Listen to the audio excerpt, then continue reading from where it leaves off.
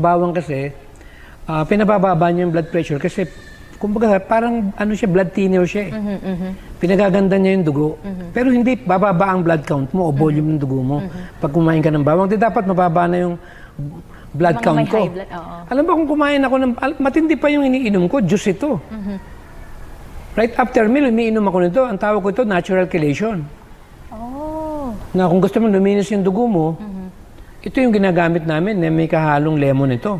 Ulitin ko lang, Dok, no? Natural chelation ang tawag. Ang tawag ko doon, natural chelation, kasi napakagandang panlinis ng blood, lalo na sa may mga high blood. Okay.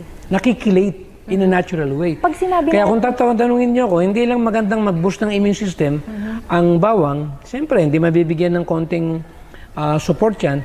Dahil siyempre, mura lang ang bawang pero kung ako tatanungin ninyo, kaibigan natin ang bawang.